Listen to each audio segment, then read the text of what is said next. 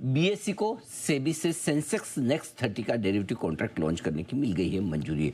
क्या है ये इन कॉन्ट्रैक्ट और किस तरह से इसमें ट्रेड होगा, किन शेयरों का वेटेज रहेगा, आइए सारी डिटेल्स लेकर हमारे साथ अंश तैयार है। अंश बताइए। बिल्कुल। सबसे पहले तो ये जो सेंसेक्स नेक्स्ट 30 इंडेक्स है ये ऑलरेडी 5 अगस्त 2024 को लॉन्च हो चुका है और अब जाके सेबी ने बीएसई को परमिशन दे दी है कि इस इंडेक्स इंडेक्स पहले से है जी, इंडेक्स खाली है कि डेरिवेटिव्स में अभी बिल्कुल कॉन्ट्रैक्ट लॉन्च करने की मंजूरी है। ओके, कब से हो रहा है बताइए पूरी डिटेल्स जी। बिल्कुल, तो ये इंडेक्स तो 5 अगस्त 2024 से ही एग्जिस्ट करता है और अब जाके सेबी ने परमिशन दे दी है बीएसई को कि इस इंडेक्स पे जो है एफएनओ कॉन्ट्रैक्ट लॉन्च कर सकते हैं। अब यहाँ पे अगर हम इंडेक्स के बारे में और थोड़ा डिटेल्स देखें तो जो बीएसई 100 इंडेक्स है इसके अंदर के जो टॉप 30 स्टॉक्स है वो आ गए सेंसेक्स में। अब वो 30 स्टॉक्स छोड़ के जो दूसरे 30 स्टॉक्स है वो है इस नेक्स्ट 30 इंडेक्स में और इसी के चलते हम देख रहे हैं कि अब यहाँ पे जो है मंथली इंडेक्स फ्यूचर और मंथली इंडेक्स ऑप्शंस इंट्रोड्यूस हो जाएंगे जो कि लास्ट थर्सडे को एक्सपायर होंगे, जैसे कि बीएसई के बाकी कॉन्ट्रैक्ट्स भी एक्सपायर होते हैं। उद्देश्य क्लियर है, ट्रेडर्स को नेक्स्ट आयर जो बड़े स्टॉक्स है उस पर ट्रेडिंग अपॉर्चुनिटी मिल सके, इस वजह से जो है बीएसई ने ये लॉन्च किया है।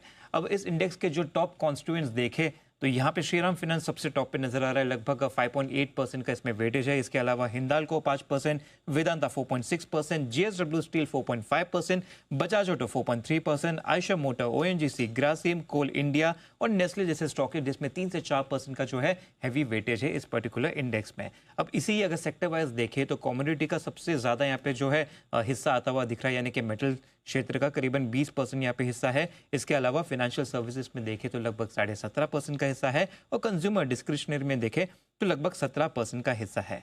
अब ये इंडेक्स लॉन्च करने से बीएसई को क्या फायदा हो सकता है ये समझ लेते हैं। सबसे पहले तो एफएनओ वॉल्यूम बढ़ेंगे, एक्सचेंज की ट्रांजैक्शन रेवेन्यू भी यहाँ पे बढ़ती हुई नजर आ सकती है। मोर ट्रेडर पार्टिसिपेशन यानी कि सेंसेक्स के अलावा नए इंडेक्स पर भी ट्रेडिंग इंटरेस्ट यहाँ पे बढ़ता हुआ नजर आ सकता है। लिक्विडिटी की भी बात करें तो यहाँ पे भी काफ़ी अच्छा इंप्रूवमेंट आता हुआ दिख सकता है, क्योंकि जो अगले बड़े स्टॉक्स है सेंसेक्स को छोड़ के यहाँ पे भी एक्टिविटी जो है काफ़ी ज़्यादा बढ़ती हुई नजर आ सकती है। तो प्रोडक्ट डाइवर्सिफिकेशन भी एक इंपॉर्टेंट पॉइंट है जिसकी वजह से यहाँ पे बीएसई को काफ़ी बेनिफिट होता हुआ दिख सकता है। अब तक जितने प्रोडक्ट थे इसके अलावा अब ये तीसरा इंडेक्स भी जो है एफएनओ में शामिल हो जाएगा। साथ ही साथ जो एनएसई से कॉम्पिटिशन भी अगर हम देखें तो यहाँ पे भी जो है इनका प्रेजेंस काफ़ी ज़्यादा स्ट्रॉन्ग होता हुआ दिख सकता है एफएनओ सेगमेंट पर। और अगर हम यहाँ पे ऑलरेडी देखें जो इंडेक्स अवेलेबल है ट्रेडिंग के लिए तो बीएसई में देखें तो सेंसेक्स और बैंकेक्स ऑलरेडी एग्जिस्ट करता है। अब सेंसेक्स नेक्स्ट 30 भी शामिल हो जाएगा। वही एनएसई की बात करें तो एनएसई में देखें तो Nifty, bank Nifty, Fin Nifty, Nifty next 50, mid cap Nifty, इतने सारे ऑलरेडी प्रोडक्ट थे। तो अब जो है बीएसई भी इस रेस में थोड़ा आगे जाता हुआ नजर आ सकता है। तो इससे कहाँ कहाँ फायदा होगा, किन किन स्टॉक्स को एंड ऑफ कोर्स बीएसई को किस प्रकार का फायदा होगा, ये पूरी डिटेल्स यहाँ पर दी है।